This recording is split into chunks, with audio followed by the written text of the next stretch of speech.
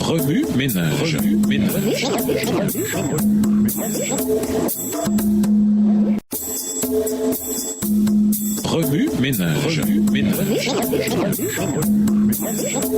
Bienvenue à votre émission Remue-ménage. Nouvelle leçon de dimanche. Intégrez. Apprenez à vous connaître. Deux hommes se rendent à l'église pour prier. L'un d'eux, un ancien respecté, se lève avant le début du service devant l'assemblée, afin que tous puissent le voir. Il prie à haute voix, remerciant Dieu pour sa propre bonté. L'autre homme, un marginal, se tient tout au fond de l'église. Ses yeux sont embouillés de larmes à cause du poids du péché qui pèse sur ses épaules. Il tombe à genoux et murmure désespérément, « Seigneur, aie pitié de moi. Qui suis-je qui suis un pécheur ?» Il est très facile pour nous de nous exalter nous-mêmes. Parfois, il devient naturel de faire connaître aux autres nos réalisations et nos qualités. Cependant, en soi, ces choses n'ont aucune incidence sur notre réputation aux yeux du ciel. En fait, la base de notre réputation au ciel est complètement contraire à ce que nous pourrions penser, car quiconque s'élève sera abaissé et celui qui s'abaisse sera élevé. Luc 18, le verset 14. Le pharisien arrogant, tout comme l'ancien respecté dans l'histoire ci-dessus, se vantait de sa justice apparente et méprisait les personnes dont la dévotion religieuse semblait moindre que la sienne. Il estimait qu'il méritait les bénédictions du ciel en raison de ses nombreuses bonnes œuvres. Il pensait que son salut était assuré. Il pensait que les gens devraient admirer sa piété. Il était comme les autres scribes de son époque, qui aiment à se promener en longue robe, à être salués sur les places publiques, à occuper les premiers sièges dans les synagogues et les places d'honneur dans les festins. Luc 20, verset 46.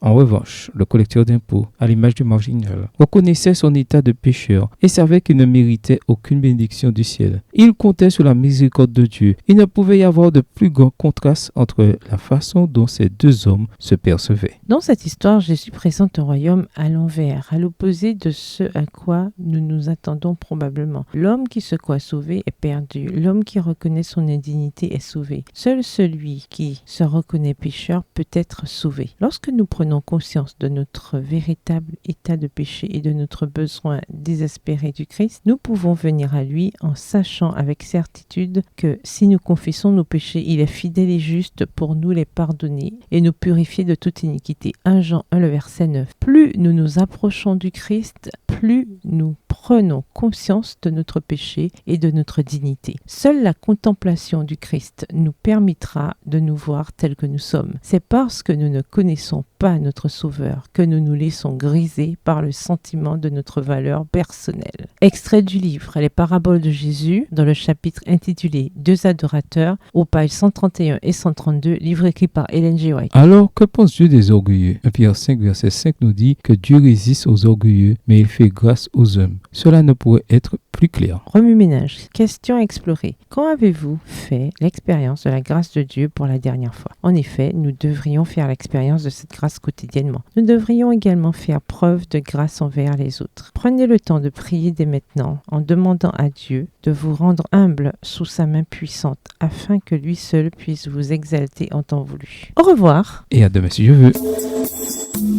Remue ménage. Remue ménage.